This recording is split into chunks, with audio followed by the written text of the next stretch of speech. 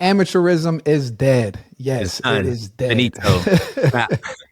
It's a wrap. Okay. Okay. So I think also, so we talked a little bit about like schools, but let's zoom out a little bit. Like, what does this mean for the NCAA moving forward?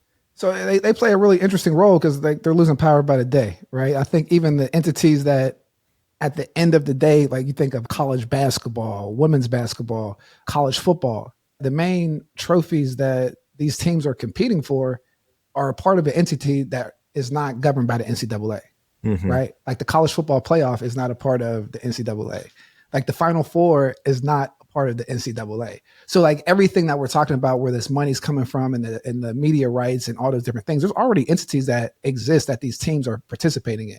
So I think that leverage point, I think everyone is just taking the rose-colored glasses off of the NCAA. It's like, hey, you're like a rent-a-cop for real. And like prove it now. Like look now they're just flashing, now they're showing their flashlight. Yeah. So like that's where the NCAA fits in. But when you have leaders at the NCAA at the college level that have been used to listening to those rent-a-cops, it gets a little interesting to which ones decide to push those bounds and the outcomes. I always like to point at your man, Jim Harbaugh at Michigan, but like, hey, I said crime pays, right? He pushed the bounds a little bit. He took some leadership. They won a national championship. It's kind of like that Scooby-Doo episode. You know how like Scooby-Doo and the crew, like they're chasing people around and then they pull the mask off and then they're like, oh, it's Mr. or Mrs. And it's like, they knew who this person was the whole goddamn time. Like, oh, was this you? Oh, yeah.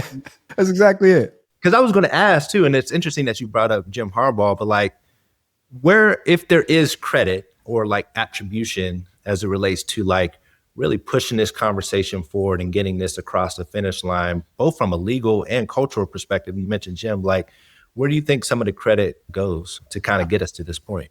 I mean, the credit goes to the NCAA for the standpoint of not acknowledging, athletes as players, right? And then there's a little bit we talked about earlier. When we think of the revisionist history that some players have of their actual value.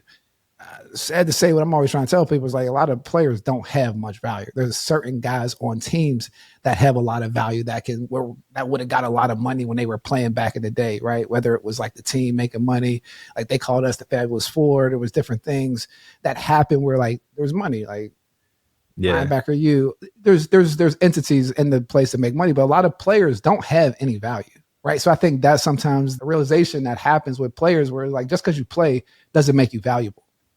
There's actually a process that you have to go through to be valuable, even at the college level, because there's a level of a facilitator player. Like you need enough players to facilitate a game, and that like not getting misconstrued of like your value versus you're kind of the legs of the table. You're not on the table. And we got to make sure that we understand, hey, we need to get on the table if we're going to be valuable in this, that, and the third, because the business is going to treat us that way.